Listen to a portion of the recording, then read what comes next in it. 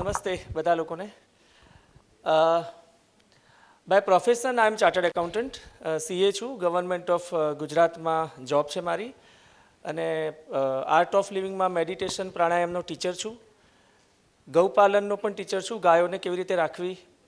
પછી art of લિવિંગમાં મેં એગ્રીકલ્ચરની training લીધી, એટલે એગ્રીકલ્ચરમાં માસ્ટર ટ્રેનર હું બન્યો. ત્યારબાદ મેં ગવર્મેન્ટ ઓફ ઇન્ડિયા તરફથી મિનિસ્ટ્રી ઓફ એગ્રીકલ્ચરમાંથી ઓર્ગેનિક એન્ડ નેચરલ ફાર્મિંગનું માસ્ટર ટ્રેનર છું. એટલે બીજા ટીચરોને પણ તૈયાર કરું છું અને ખેડૂતોને પણ શીખવાડું છું. આ બધી એક્ટિવિટીઝ કરીએ છીએ અમે લોકો. અને આમ લોકોને એવું લાગે કે ભાઈ ચાર્ટર્ડ એકાઉન્ટન્ટ થયા પછી, સીએ થયા પછી ઓફિસમાં બેસીને હજુ આજની તારીખમાં પણ બટાકા અને રીંગણાના ભાવ ગણું છું. એટલે ખેડૂતોની જે મદદ કરવાની હોય, કારણ કે ખેડૂતોને ઉગાડવા માટે પ્રોત્સાહિત કરીએ, પછી કોઈ ખરીદનાર ના હોય તો પછી ખેડૂતનું પેલું પ્રોત્સાહન રહેતું નથી એ કરવા માટેનું. એટલે આ બધા ટોપિક્સને લઈને થોડુંક હવે આપણે સમજીએ. આજે લગભગ 15-20 મિનિટમાં હું મારી વાતને પૂરી કરીશ. આપણે બધા લોકો જે અમુક જે શબ્દ અત્યારે જે છે ઓર્ગેનિક, સો એ શબ્દ ક્યાંથી આવ્યો?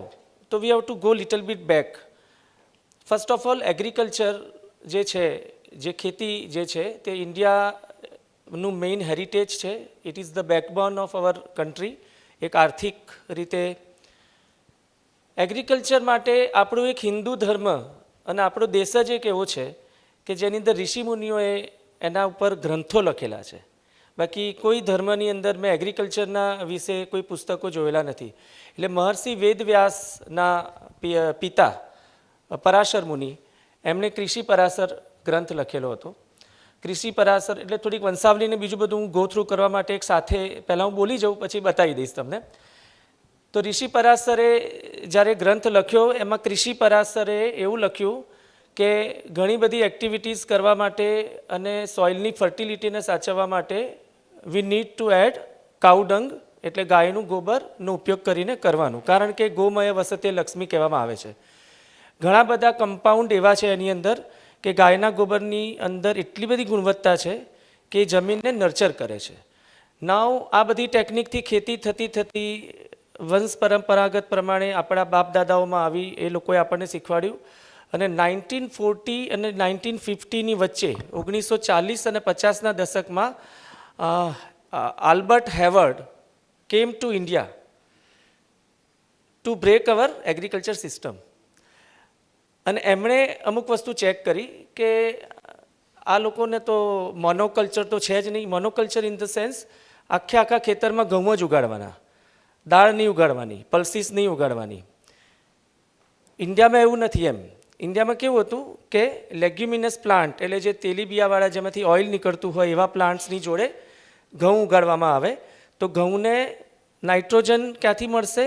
તો મગ ઉગેલા હશે તો મગના મૂળિયામાંથી એવા પ્રકારની ગાંઠો હોય છે કે જે ઘઉંને ઓટોમેટિકલી નર્ચર કરશે. તો આ કમ્પેનિયન પ્લાન્ટેશન કહેવાય. તો કે આ બધું નોલેજ આ લોકોની પાસે છે. જબરજસ્ત વસ્તુ છે. દાળ પણ ઉગાડે છે, કઠોળ પણ ઉગાડે છે. અને બીજું આપણી ભાષામાં એવું હતું એ વખતે કે મિત્ર કીટક અને શત્રુ કીટક, એટલે જીવાતોને મારવા માટેની કોઈ પેસ્ટિસાઇડ વાપરતા નહોતા. વી નો દેટ કે ભાઈ જીવો જીવસ્ય ભોજનમ, એટલે આપણી વ્યવસ્થા એવી કરતા હતા કે ઇન્ટરનલી એ ખેતી થતી હતી. એણે એક બુક લખી, એગ્રીકલ્ચર ટેસ્ટામેન્ટ ઓફ ઇન્ડિયા, અને એની અંદર એણે ઘણી બધી વસ્તુઓનો ઉલ્લેખ કર્યો એણે કે how to prepare the compost, cow dung અને બીજી બધી વસ્તુથી કઈ રીતે ખાતર બનાવવું, શું કરવું અને કેવી રીતે બધી વસ્તુને વાવેતર કરવું. એ બુક લઈને એ અમેરિકા ગયા પાછા. ત્યાં મિસ્ટર રોડેલ હેઝ સ્ટાર્ટેડ આ ઓર્ગેનિક મૂવમેન્ટ. આપણામાંથી થોડુંક શીખી લીધું અને નામ આપી દીધું ઓર્ગેનિક. કારણ કે એ લોકો અમેરિકન હોય અને પછી આપણું નોલેજ લઈને પછી પાછું રિવર્સ આવે આપણું એનું એ જ નોલેજ, અને આપણને એમ લાગે કે હા આ તો બહારની વસ્તુ છે એટલે આપણે તરત જ પ્રેમથી સ્વીકારી લઈએ છીએ, એવું થાય. એટલે પછી 1950 ને 60ના દશકમાં જ્યારે લાલ બહાદુર શાસ્ત્રી હતા કે જેમના ઘરેથી નારો નીકળ્યો ને, જય જવાન જય કિસાન, પણ એ જ સમયગાળા દરમિયાનમાં ઇન્ડિયામાં યુરિયા અને ડીએપીને ઇન્ટ્રોડ્યુસ કરવામાં આવ્યું. અને યુરિયા અને ડીએપી એટલા માટે આવ્યું કારણ કે ઘઉં ઇમ્પોર્ટ કરવાના હતા. અને એ વખતે આપણા બધા જે ખેતી કરતા હતા એ લોકોએ એનું વાપરવાનું શરૂ કર્યું. અને એ જ વખતે એગ્રીકલ્ચર યુનિવર્સિટીની સ્થાપના થઈ. બાકી એગ્રીકલ્ચર ભણવા માટે આપણી પાસે કોઈ એવું સંસાધન નહોતું. એગ્રીકલ્ચર માતા પિતા દ્વારા એટલે વંશ આપણા ડીએનએમાં હતું એમ એ વસ્તુ. એટલે જે શીખવાડવા માટે આવ્યું ને એની અંદર શું શીખવાડ્યું? પ્રાકૃતિક કૃષિ નહીં, કન્વેન્શનલ ફાર્મિંગ. इतना परसेंटेज डीएपी डाल दो, इतना परसेंटेज ये डालो, इतना फॉस्फेट, इतना ये वो. શરૂઆતમાં તો ખબર ના પડી, કારણ કે ધીરે ધીરે ધીરે ધીરે આ બધી જમીન ખરાબ થાય. એમ કરતાં કરતાં એને ગ્રીન રિવોલ્યુશન કહેવામાં આવ્યું. એ ગ્રીન રિવોલ્યુશન વખતે જમીનની અંદરના સૂક્ષ્મ જીવાણુઓ જે હતા એ મરી ગયા, એનું ખાતર બની ગયું, જમીન કડક થઈ ગઈ, માટીની નીચે પોરોસિટી જતી રહી. Porosity means what? એક સૂક્ષ્મ જીવાણુ માટીની અંદર છે એ અહીંથી અહીંયા જાય, બીજું અહીંયાથી અહીંયા જાય, એમ ફરતું હોય તો અંદર મૂવમેન્ટ થતી હોય. જેટલી મૂવમેન્ટ થાય એટલું પોરોસિટી હોય, નંબર ઓફ પોર્સ અને છિદ્રો હોય. જેટલા છિદ્રો વધારે હોય એટલું ઓક્સિજન જાય અંદર, એટલું પાણી અંદર ઉતરે. એ બધી વસ્તુની મૂવમેન્ટ બંધ થઈ ગઈ એટલે એને જમીન બંજર જમીન કહેવામાં આવી. અને એ જમીનમાંથી આપણને કશું મળવાનું બંધ થઈ ગયું અને એગ્રીકલ્ચર આપણે ખરાબ થઈ ગયું આપણું. એ વખતના પીરિયડમાં ઓર્ગેનિકનો શબ્દનો જન્મ થયો. એટલે અને ઝેરમુક્ત ખેતીનો પણ જન્મ થયો, કારણ કે પહેલાં ઝેર એડ કરવામાં આવ્યું, પછી ઝેરમુક્ત ખેતી. અને એ બધી પદ્ધતિ પ્રમાણે this is vote the background of organic and natural. થોડુંક હવે આપણા ઋષિમુનિઓનું અને આપણા જે એગ્રીકલ્ચરનું જે હેરિટેજ છે એના વિશે થોડુંક ગો થ્રુ કરી લઈએ. પછી will come to little bit about the Ayurveda, our guts. ગઈકાલે ધ્વનિતભાઈએ બહુ સરસ રીતે કીધું હતું ને કે આપણું ફર્સ્ટ બ્રેઇન આપણી જીભ છે. કદાચ જો કોઈએ સાંભળ્યું હોય તો એ રીતે. એટલે એના વિશે પણ વાતચીત કરીશું. તો હું પીપીટી બતાવું છું. આહાર શુદ્ધો સત્વ શુદ્ધિ મીન્સ આપણું ફૂડ, આપણે કહીએ છીએ ને અન્ન જેવું મન, એટલે એના પ્રમાણે છે. આ છાંદોગ્ય ઉપનિષદમાં લખ્યું છે કે purity of mind follows from the purity of food. જેવું ખોરાક હશે તેના પ્રમાણે એનું થશે. આ જે ચિત્ર તમે જોઈ શકો છો તે આખી વંશાવલી છે. આપણે ક્યાંક ને ક્યાંક આમાં કનેક્ટેડ છીએ. એમાં ઋષિમુનિઓની વંશાવલીની અંદર એને હાઇલાઇટ કરીને માર્કંડેય પુરાણમાં બ્રહ્માજીએ ખેતીની શરૂઆત કરી હતી. અને આ બધી વસ્તુ ગોળ ગોળ નથી, મેં શ્લોકોની સાથે અને શાસ્ત્રોની સ્ટડી કર્યા પછી નીચે લખ્યું છે. માર્કંડેય પુરાણના 46, 65 અને 75 નંબરના શ્લોકમાં આનું વર્ણન છે એગ્રીકલ્ચરનું. So this is what our Indian. આનું પછી મેં હિન્દીમાં એનું જ લખેલું છે. અથર્વવેદમાં પછી કેન રાજા અને પૃથુ રાજા છે, એનું પણ આમાં વર્ણન કરેલું છે ખેતી માટે. અથર્વવેદમાં એવું કહેવામાં આવ્યું કે સમગ્ર સૃષ્ટિમાં food is the only the problem global, કારણ કે આપણે માણસ બધા ખાઈશું ક્યાંથી, એટલા માટે ખેતીનો આવિષ્કાર કરવામાં આવ્યો અને ખેતીને ઉત્તમ સ્થાન આપવામાં આવ્યું.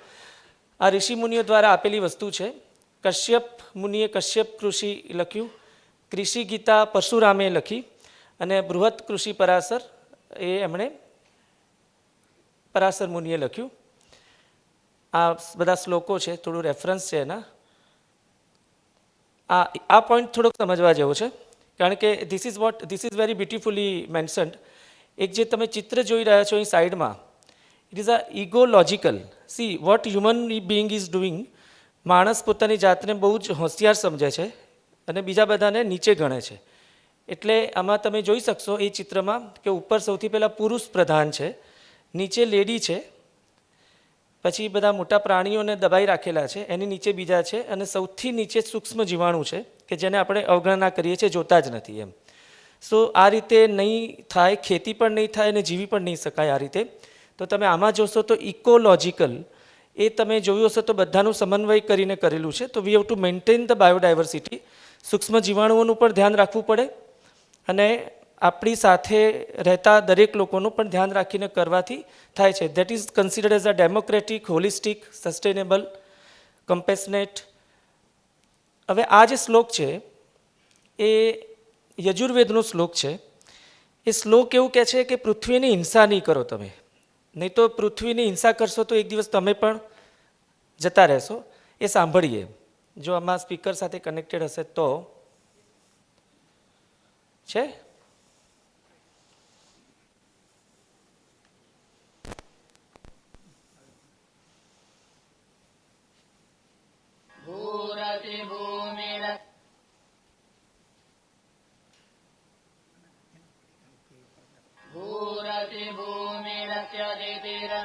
विश्वधाया विश्वस्य भुवनस्य धरित्री પૃથિવીમ ઋગુઃ પૃથિવીમ માહિગુંસેઃ. એટલે વેદોમાં કહીધેલું છે કે પૃથ્વીની હિંસા નહીં કરો. આપણે કેટલા બધા કેમિકલ્સ ને બીજી બધી વસ્તુ જમીનમાં નાખીએ છીએ અને જે નુકસાન કરીએ છીએ, એટલે એ વસ્તુ માટે ઋષિ મુનિઓ પણ મંત્રો દ્વારા, શ્લોકો દ્વારા આપણને કહી રહ્યા છે કે ડોન્ટ ડૂ ધીસ એમ. એટલે એક બતાવવા માટે કલેક્ટ કરેલું છે. This is the part of વૈદિક કૃષિ.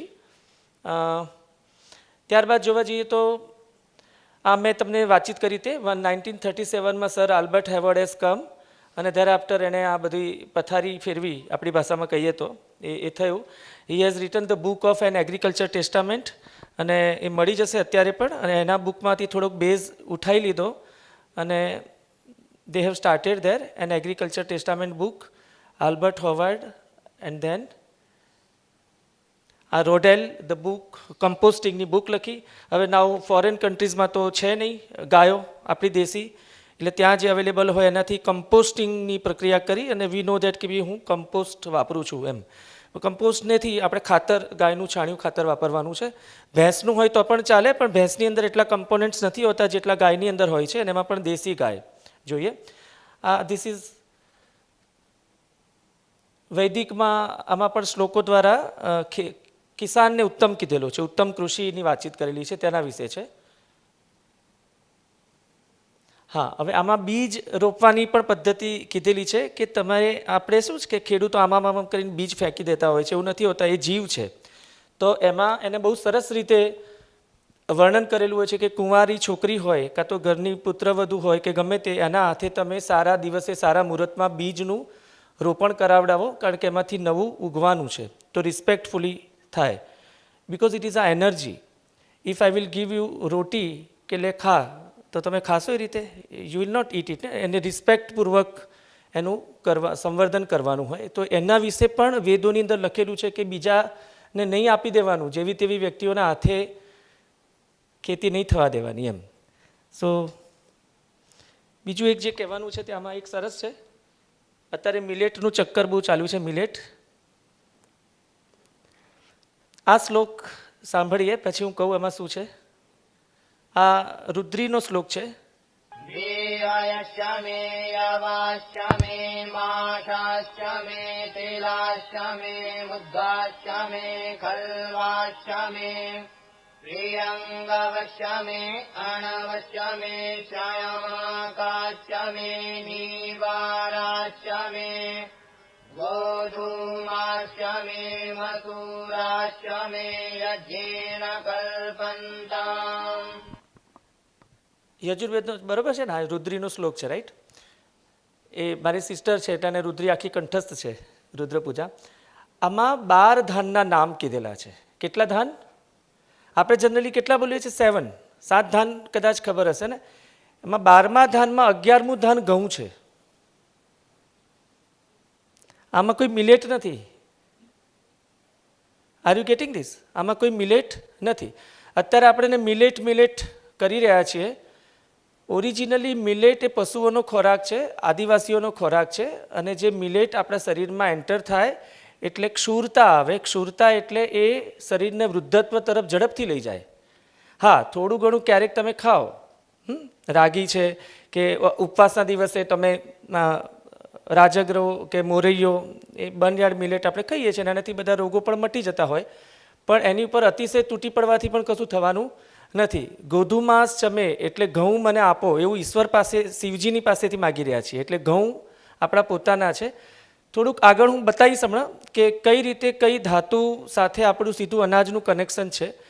આપણા શરીરમાંથી જે કે છે ને રક્ત, માંસ, મજ્જા, હડ્ડી અને આ બધું જે બને છે, ને પછી અંતમાં વીર્ય બને છે, શુક્રાણુ. સ્ત્રીમાં સ્ત્રી બીજ બને છે.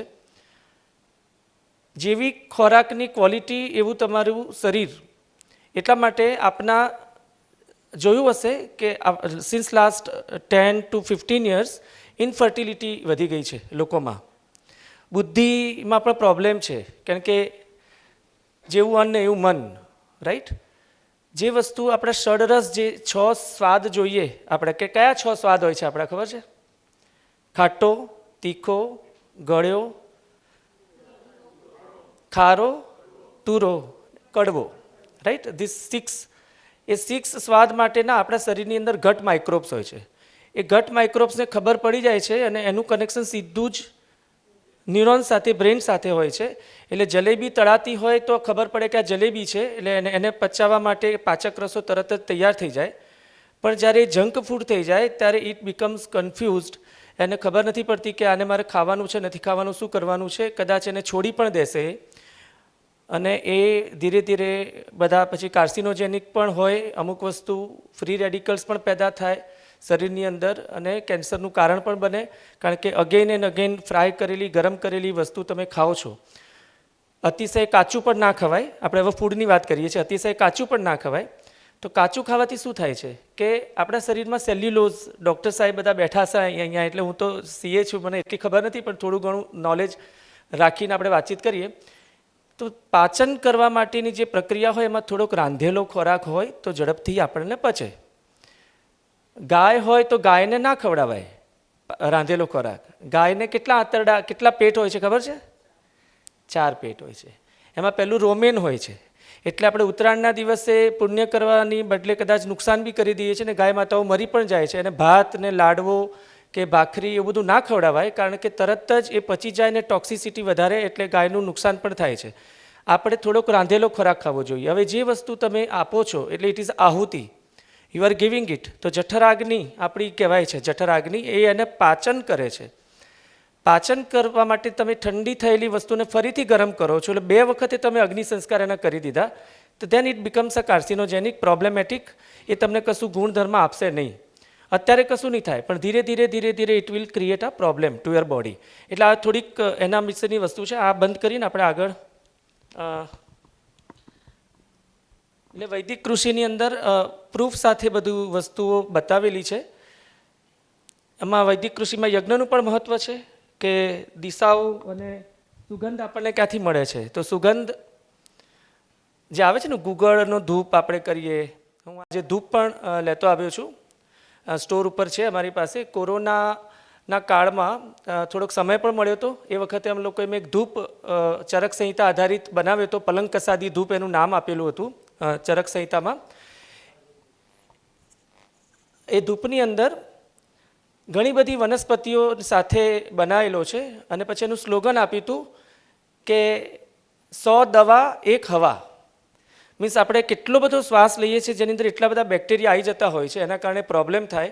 અને એમાં જે રીતનું વર્ણન કરેલું હતું કે જ્યારે બી તમારા એટમોસ્ફિયરમાં જે હવા ખરાબ આવે ને એનાથી જે બેક્ટેરિયાથી તમારા શરીરને, રેસ્પિરેટરી સિસ્ટમને એટેક થાય છે, બધા ઇન્ફ્લુએન્ઝા હોય કે સ્વાઇન ફ્લૂ કે બીજા ઘણા બધા રોગો, કે હમણાં પણ જે નવો બીજો અને શિયાળાની સિઝનમાં વધારે થાય.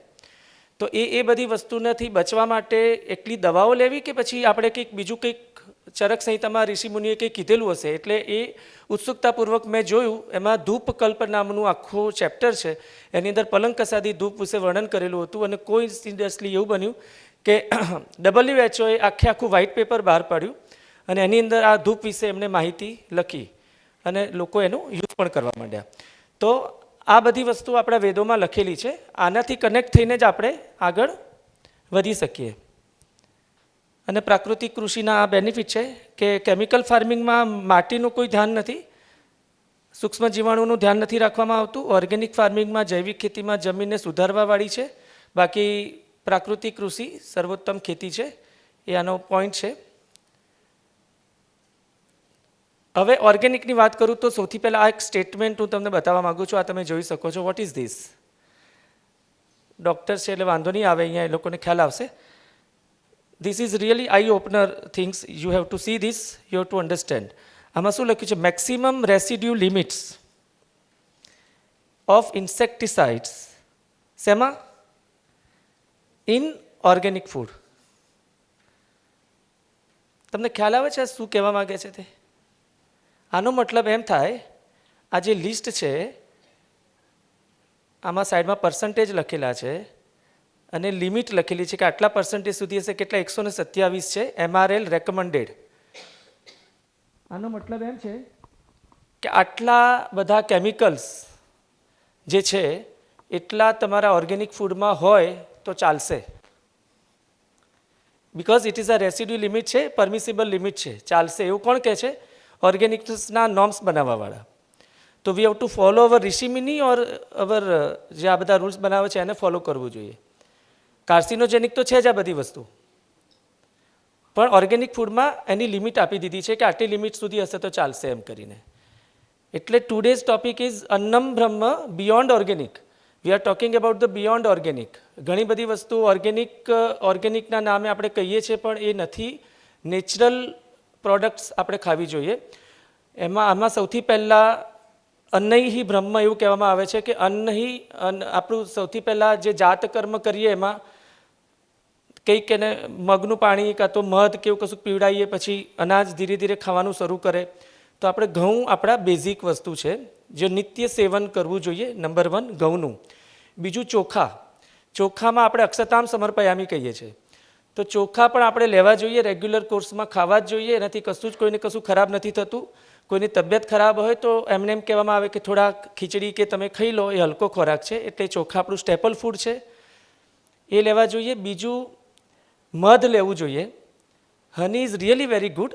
કોકના ધર્મમાં કદાચ બાધ્યતા હોય તો વસ્તુ બરાબર છે, બાકી હંમેશા મધ is really very good. It's a self preservative, એટલે પોતે કંઈ જીવાત બી નથી પડતું કે નુકસાન બી નથી કરતું, અને ધીરે ધીરે સુગરને રિલીઝ કરે છે શરીરની અંદર. એટલે લાંબા સમય સુધી પછી ભૂખ પણ નથી લાગતી. કોઈને શરીર ઘટાડવું હોય તો એના માટે બી મધ લે છે તો મધ સારું પડે, તો મધનું સેવન પણ કરવું જોઈએ રેગ્યુલરલી. અને ખડી સાકર જે હોય એ તમારે લેવી જોઈએ. આ બધી વસ્તુઓ છે.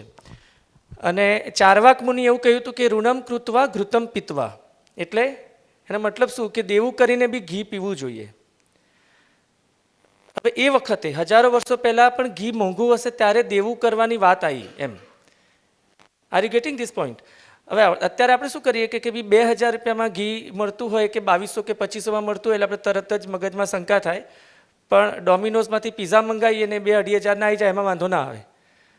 પણ ઘી ખરીદવાનું થાય તો આપણને તકલીફ પડે, રાઈટ? પછી શંકા કુશંકા થાય, પ્રશ્નો કરીએ આપણે. ઘીનું તમે ગણિત સમજો, સિમ્પલ. ગાયના દૂધમાં A2 જે તત્વ જે છે, પ્રોટીન કે બીટા કેસીન જે કહીએ છીએ તે હોય છે એટલા માટે. પણ તમને ખબર છે ગધેડીના દૂધમાં પણ હોય છે, ભેંસના દૂધમાં પણ A2 હોય છે, બકરીમાં પણ A2 હોય છે. એટલે લેટસ નોટ આઈડેન્ટિફાય ગાયના દૂધને ઓનલી A2. ગાયના દૂધમાં A2 કરતાં પણ બીજી ઘણી બધી સરસ વસ્તુઓ છે. એ બધા પોષક તત્વો ગાયના દૂધમાં છે. એ દૂધને મલાઈ કાઢીને ઘી નથી બનાવવાનું. એ દૂધને 25 લીટર જેટલું દૂધ જોઈએ. 25 લીટર દૂધને ગરમ કરીને એમાં મલાઈ થતાં પહેલાં એને દૂધમાં એના જ દહીં ઉમેરીને માખણ કરીને પછી એને માખણનું ચર્નિંગ કરીને પછી એને ગરમ કરીને ઘી કાઢવામાં આવે છે. ધીસ ઇઝ ધ વૈદિક પરંપરા ઓફ મેકિંગ ધ ઘી. એમાં બીજી એક પરંપરા છે, હું તમને કહીશ, તમને નવાઈ લાગશે. અમારી પાસે એવા પણ ગૌપાલકો અને ઘી ઉત્પન્ન કરવાવાળા છે, બનાવવાવાળા, કે એ લોકો 15 દિવસે ઘી બનાવે, 15 દિવસ સુધી ઘી બનાવે, અગ્નિ ના આપે એને. સૂર્યના તડકામાં અમુક નક્ષત્રની અંદર જ જેમ આપણે અથાણા બનાવીને મૂકતા હતા એવી રીતે એ માખણને મૂકે, સાંજે પાછું લઈ લે, સૂર્યના કિરણોથી મેલ્ટ થાય અને ધીરે ધીરે ધીરે એ ઘી બને. અને એ ઘી બનતા 15 દિવસ લાગે વિધાઉટ ગિવિંગ એની હીટ. તો આ 25 લીટર જેટલું દૂધ જોઈએ. અત્યારે કેટલા રૂપિયે દૂધ મળે છે ગાયનું? 80 રૂપિયા, 100 રૂપિયા, રાઈટ? અને પેલા ખેડૂતને 40-50 રૂપિયા તો મળવા જોઈએ ને, જે ગૌશાળાવાળો હોય તો. વચેટિયા બીજા લઈ જાય તો વાંધો નથી. ઇવન 40 કે 50 રૂપિયા બી જો તમે ગણો 25 લીટર દૂધના, તો 25 × 5 125, એટલે 1250-1300 રૂપિયા તો એની પોતાની બેઝિક રો મટીરિયલ થયું. પછી બનાવવાનું, કરવાનું, પ્રિપેર કરીને આપવાનું, તો પછી એને ક્યાંથી પોસાય? તો ક્યાંથી આપણે 700 રૂપિયા ને 800 રૂપિયાની અંદર સસ્તું ઘી શોધવા નીકળી પડીએ છીએ આપણે. એટલે એ વસ્તુ જોવાની આપણે. એટલે ઘીની ગણિત આ રીતનું છે. ઘી હંમેશા વાત પ્રકૃતિવાળાને બહુ જ જરૂર પડે. જેની વાત પ્રકૃતિ હોય એને તમે ઘી જેટલું આપો એટલું વધારે સારું.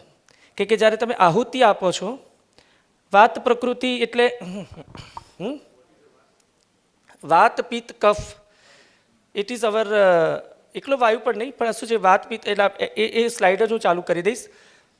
વાત, પિત્ત અને કફ એ 3 પ્રકારની પ્રકૃતિ છે. એને દોષ કહીએ છીએ આપણે.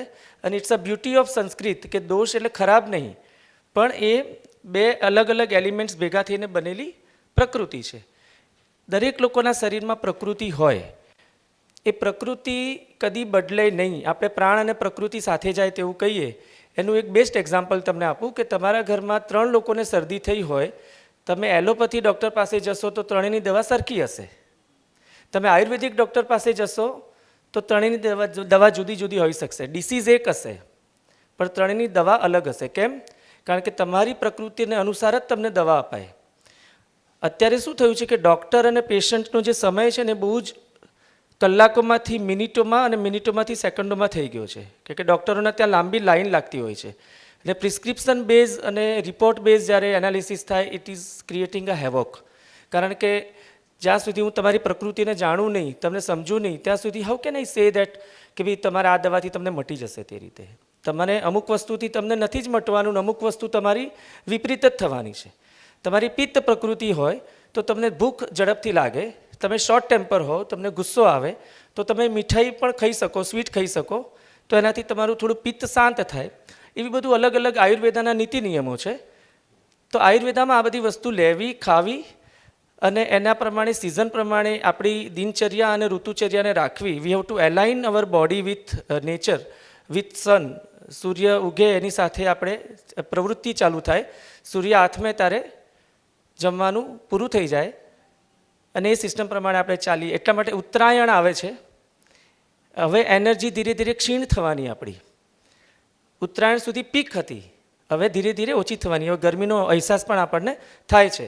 એ 21 જૂન સુધી રહેવાનું, પછી પાછું ધીરે ધીરે પાછું વધવાનું. This is vote the hour system is. બીજી એક સ્લાઇડ છે તે હું થોડીક આપને બતાવી દઉં. સમય છે 2-5 મિનિટનો ને.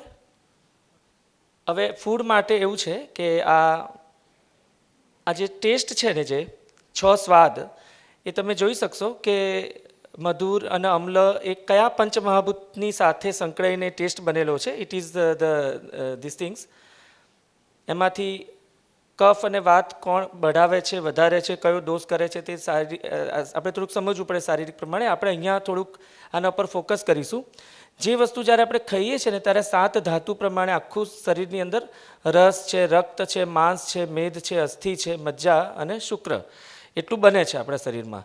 હવે જેવું ફૂડ આપણે ખાઈએ છીએ તે પ્રમાણે એ વસ્તુ સુધી પહોંચતું જ નથી. એવા ઘણા બધા ફૂડ આપણે ખાઈએ છીએ જેનાથી ઘણી બધી પ્રોબ્લેમ્સ આપણને ક્રિએટ થતી હોય છે.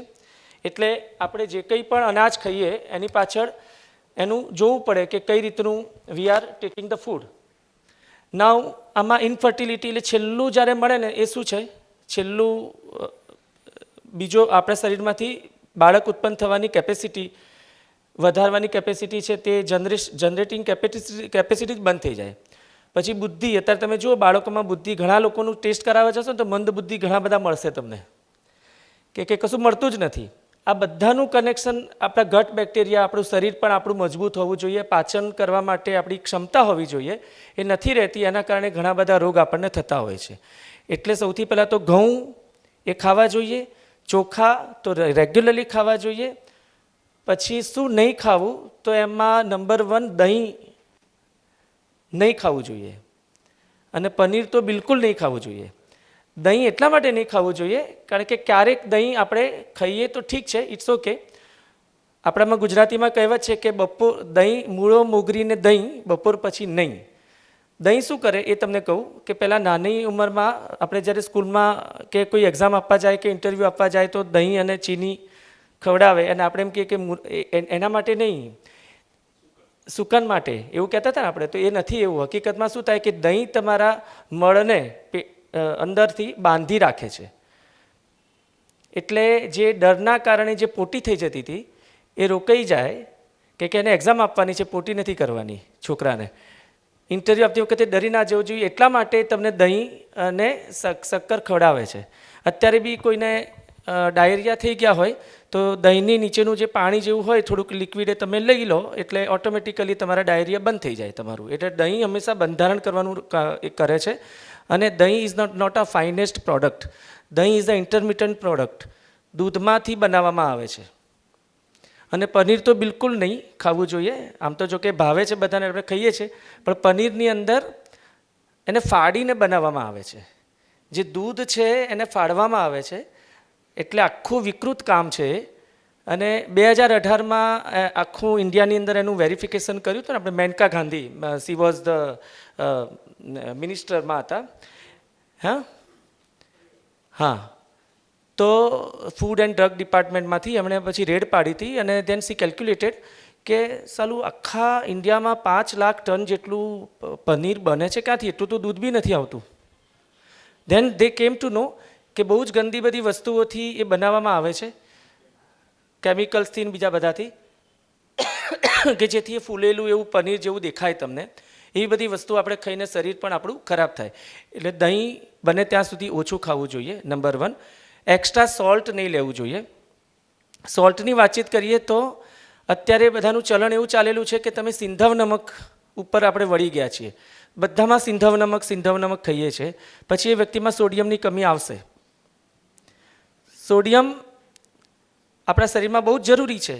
તો સોડિયમ મળે છે ક્યાંથી આપણને એ સમુદ્ર નમકમાંથી મળે છે સી સોલ્ટમાંથી મળે છે એટલે જે દેશી મીઠું જે આવે એ દાળમાં નાખો તો શાકમાં તમે સિંધો મીઠું નાખો બિકોઝ સિંધો મીઠું is having a proper combination of potassium and magnesium and sodium જ્યારે સોડિયમ એમાં ઓછું હોય છે ત્યારે પેલામાં વધારે હોય છે એટલે મીઠાની અંદર તમે આ રીતે કરો ખાંડ તો ખાંડની અંદર તમારે ખાંડ પ્યોર દેશી હોય તો ખાઈ શકો છો અધરવાઇઝ સલ્ફર ડાયોક્સાઇડથી સાફ કરેલી સલ્ફરવાળી જે વ્હાઇટ કલરની સુગર આવે છે ઇટ ઇઝ અ પોઈઝન તો એને તરત જ છોડી દેવી જોઈએ એ નહીં ખાવી જોઈએ ગોળ ખવાય નેચરલ સ્વીટનર જે છે ખડી સાકર છે લંપ સુગર છે that you can it that is also really very good દેશી ગોળ છે એ બધી વસ્તુ તમે યુઝ કરી શકો છો આ રીતે તો આ રૂટીન બધી આઇટમો છે તેના તમે ઉપયોગ કરો હવે તેલની વાત છે તો આપણા શાસ્ત્રોમાં એવું કહે છે કે તિલસ્ય તૈલમ એટલે તેલ તો હંમેશા તલનું જ સારું કેમ કારણ કે તલના તેલમાં એટલા બધા ગુણધર્મો છે કે અને કેલ્શિયમ છે ખાસ કરીને કે એ તમારા ઉપર સ્કિન ઉપર પણ તમે લગાડો ને તો પણ your skin will absorb that calcium and magnesium અને તમને એટલા માટે આયુર્વેદાની અંદર જે અભ્યંગા જે માલિશની પદ્ધતિ છે એની અંદર પણ તલનો તેલનો બેઝિકલી ઉપયોગ થાય છે એટલે અને તલ હંમેશા સૂર્યપ્રધાન છે એટલે સૂર્યની સામે તપીને તૈયાર થયેલા છે જળતા નથી પૃથ્વીની સાથે પીનટ જો છે groundnut it is a fruit of Europe originated in Europe અને ધેર આફ્ટર ધીરે ધીરે ઇન્ડિયામાં એસ્ટાબ્લિશ થયેલું છે જેવી રીતે પપૈયા જે છે તે આપણું ફ્રૂટ નથી papaya is originated from Africa and then it has been settled in all over the world પછી મગફળીનું તેલ પણ સારું જ છે મગફળીના તેલનું પણ ગણિત સમજવા જેવું છે કે 1 કિલો મગફળીના દાણામાંથી સ્ટીલની ઘાણીમાં તેલ નાખો તો કેટલું નીકળે 350 થી 400 ગ્રામ એનાથી વધારે નહીં સિંગદાણાનો ભાવ અત્યારે 200 રૂપિયા છે કે 150 રૂપિયા છે તમે સિમ્પલ ગણતરી કરવા માટે 100 રૂપિયા બી રાખો ચલો ખેડૂતનો ભાવ 100 રૂપિયાના સિંગદાણામાં 400 ગ્રામ જેટલું તેલ નીકળે તો મિનિમમ 250 રૂપિયે 1 કિલો થયું તો 15 લીટરનો ડબ્બો કેટલામાં થાય 3600-3700થી નીચે ડબ્બો આવે જ નહીં તો આપણે 2800 ને 2500ના જે ડબ્બા ખરીદી લઈએ છીએ અને ત્યાંથી 500 રૂપિયા બચાવીએ છીએ શું કરીએ છીએ વોટ ઇઝ ધેટ અને હવે તો પામ ઓઇલ ઉપર ડ્યુટી ચડાવી દીધી છે એટલે પામ ઓઇલ માટે બી નાખવું પેલા ખેડૂતને અઘરું પડી જાય બધા મિક્સિંગ કરેલી વસ્તુ હોય ખરાબ વસ્તુ હોય એ આપણે ખાઈએ એટલે કાર્સિનોજેનિક થઈ જાય તેલની ભાષામાં એટલું સમજી લેવાનું કે દરેક તેલનો એક હીટ રેટ હોય એની પોતાની ટોલરન્સ લિમિટ હોય ગરમ થવાની સિંગતેલની 220 ડિગ્રી ટેમ્પરેચરથી 250ની વચ્ચે એનું ટેમ્પરેચરનું છે એની કેપેસિટી એનાથી ઉપર એને ગરમ કરો તો એ કાર્સિનોજેનિક થઈ જાય એટલે કે કેન્સરનું કારક બને હવે જો ખેડૂતોની ઘાણીમાંથી તમે તેલ લો વાપરવા માટે તો એની જે ઘાણી આવે છે એમાં 100 ડિગ્રીથી ઉપર ટેમ્પરેચર જતું જ નથી અને દિવસના 10-15 ડબ્બા જ પેલો કાઢતો હોય તો એવા લોકોને પ્રમોટ કરીને એની પાસેથી તમે તેલ ખરીદો જો તમે ઓર્ગેનિક મોટી કંપનીઓવાળા પાસેથી તેલ ખરીદવા જશો તો પ્રોબ્લેમ શું થશે એ લોકોના દિવસના 4,000 5,000 ડબ્બાઓ કાઢવાના હોય એ લોકોની મશીનરીઝની અંદર 200-300 ડિગ્રી ટેમ્પરેચર જતું હોય એટલી બધા ટેમ્પરેચરમાં કોઈ જાતના પોષક તત્વો રહે નહીં એની અંદર એટલે એ તેલ ખાવાનો કોઈ મતલબ નથી સિઝન પ્રમાણે તમે અલગ અલગ તેલ તમે યુઝ કરીને લઈ શકો છો એ રીતે જ ડીપ ફ્રાય માટે તમે સિંગ તેલ પણ યુઝ કરી શકો છો અને તલનું તેલ પણ યુઝ કરી શકો છો બંનેની કેપેસિટી બહુ સરસ છે એ રીતે અને ગાયના ઘીની અંદર મેં કીધું તે રીતે કયું આપણે જે કે A2 સિવાય બીજા એટલા બધા ગુણધર્મો હોય છે કે ફિશ ઓઇલની અંદર લોકો omega-3 અને omega-6 લેવા માટે જાય છે. એ લેવા જવાની જરૂર નથી. ગાયના ઘીની અંદર એ વસ્તુ હોય છે. ગાયના ઘીની હીટિંગ કેપેસિટી, હીટ રેટ એનો વધારે છે બહુ જ. એટલે ગાયનું ઘી તમે સરસ રીતે ઉપયોગમાં લઈ શકો છો.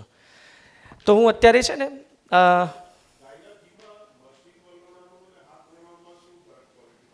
હાલ મશીનનું છે ને અત્યારે આવે છે ફ્રીક્વન્સીવાળું મશીન. એ મશીન એનું કામ કરે અને હાથના વલોણામાં આપણું બેઝિક એટલો બધો નહીં, ભાવનો ફરક પડે. નહીં, હું પેલા ભાવનો કહું છું, એટલે મીન્સ ભાવનાનો. તમારી મશીન તો તમારી મશીનની રીતે જ કામ કરવાનું છે. છાશનું બટર મિલ્ક છાશ જે છે it is a really very good thing. છાશ હંમેશા પીવી જોઈએ. અને છાશ તમે દહીંમાંથી ફાડીને બનાવીને એવી રીતે નહીં, પણ જે વલોણા કરેલી જે છાશ હોય ને એના ગુણધર્મો બહુ જ સારા હોય છે. છાશમાં જો તમે થોડી હિંગ પણ નાખી દો ને તો બહુ જ બેસ્ટ ક્વોલિટીની વસ્તુ થઈ જાય. છાશ હંમેશા તમારા શરીરને સારું કરે છે.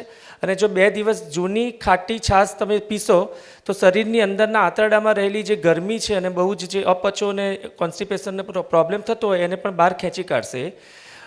હું અત્યારે છે ને એક બીજું ખાલી 2 મિનિટની વાતચીત કરી લઉં. એક બ્લ્યુબેરી ગ્રેપ્સ છે, એ અમારા ખેડૂતોએ ઉગાડેલી છે, કર્ણાટકા અને મહારાષ્ટ્રના ખેડૂતોએ. It is a anti cancerous અને એ શરીરને ડિટોક્સિફાય કરવા માટે છે. અહીંયા અમારી પાસે છે. તમે જેણે મોટાભાગના લોકોએ ટેસ્ટ કરેલી હશે, જેણે ના કરેલી હોય તો કરજો, તમે ત્યાં જ રહેવા તો વાંધો નથી. અને બીજું કે સોનામોતી ઘઉં જે આપણી દેશની જૂની વેરાયટી છે, હજારો વર્ષની જૂની વેરાયટી, એ આમ લોકોએ મેં તમને એટલા માટે જ વેદનો મંત્ર બતાવ્યો અને એની અંદર ગોધુમાસ તમે કીધેલું છે. એ ઘઉં આમ લોકો ખેડૂતોને આપીને ઉગાવડાવીએ છીએ. અને આ બધી વસ્તુ જૂની વસ્તુઓ બધી લાવીને ભેગી કરીને આમ લોકો કરીએ છીએ. અને હું હમણાં લગભગ બહાર ગયા પછી થોડીક વાર રહીને આમ લોકો પેલો ધૂપ પણ કરીશું, પલંકસાદી ધૂપ, અને તમે એની દિવ્ય સુગંધને પણ તમે માણી શકશો. Thank you so much. ચિંતનભાઈ, ઘણો ઘણો આભાર. ઘણા બધા પ્રશ્નો હશે પણ તમે એમને ચોક્કસ મળી શકશો અને બહુ ધીરજપૂર્વક જવાબ આપે છે. એમને આ ગ્રેપ્સ પણ બહુ જ સરસ છે, ટેસ્ટ કરવા જેવી. ઓર્ગેનાઇઝર તરફથી આપને